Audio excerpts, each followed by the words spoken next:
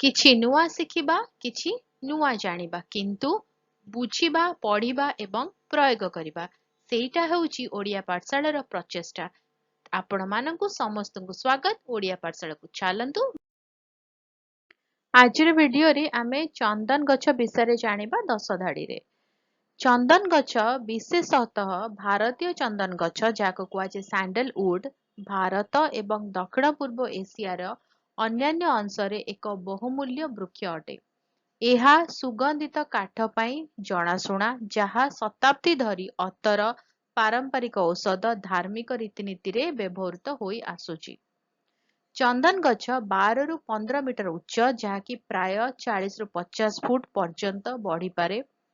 ଏହାର ପତ୍ରଗୁଡ଼ିକ ପତଳା, ସବୁଜ ଏବଂ ଓଭାଲ କଲେ ଅଣ୍ଡାକୃତି ଆକୃତିର ଏକ ଚିକ୍କଣ ପୃଷ୍ଠ ସହିତ। ଗଛର ଛାଲ ଲାଲ ବାଦାମୀ ଏବଂ ଗଛ ପରିପକ୍ୱ ହେବା ସହିତ ଗାଢ ହୋଇଯାଏ। ତା ମାନେ ଗାଢ ହୁଏ, ତା ଛାଲଟା ଯେତେବେଳେ ଗଛଟି ପରିପକ୍ୱ ଅବସ୍ଥାକୁ ପହଞ୍ଚେ ସେତେବେଳେ ଗଛର ଛାଲଟି ଗାଢ ରଙ୍ଗ ଆଡକୁ ଯାଏ।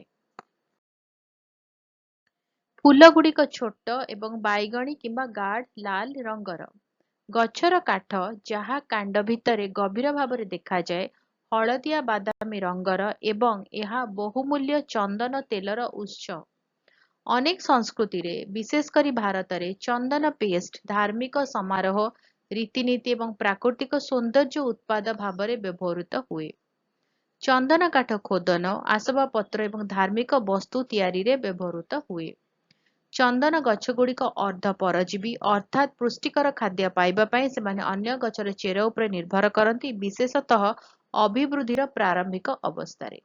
ଭିଡିଓଟି କେମିତି ଲାଗିଲା ମତେ କମେଣ୍ଟ କରିକି ଜଣେଇବ। ଯଦି ଭଲ ଲାଗିଲା ଟିକେ ଲାଇକ୍ କରିଦିଅ, ଭିଡିଓ କାହାର ସହିତ ସେୟାର କର। ଚ୍ୟାନେଲରେ ଯୋଉମାନେ ଭିଡିଓ ଦେଖୁଛନ୍ତି ଏପର୍ଯ୍ୟନ୍ତ ସବସ୍କ୍ରାଇବ କରିନାହାନ୍ତି ଚ୍ୟାନେଲକୁ ପ୍ଲିଜ ସବସ୍କ୍ରାଇବ କରି ବେଲ୍ ଆଇକନକୁ ପ୍ରେସ୍ କରି ଅଲ୍ ନୋଟିଫିକେସନକୁ ଅନ୍ ରଖିଥାଅ। ଭିଡିଓ ଅପଲୋଡ ନୋଟିଫିକେସନ ପହଞ୍ଚିବ, ଆମେ ମିଶିକି ପଢିପାରିବା, ବୁଝିପାରିବା ଏବଂ ଜାଣିପାରିବା। ତାହେଲେ ଦେଖା ହବା ଆଗାମୀ ଭିଡିଓରେ। ଭଲରେ ରୁହ, ସୁସ୍ଥରେ ରୁହ, ମତେ ଅନୁମତି ଦିଅ। ବାଏ।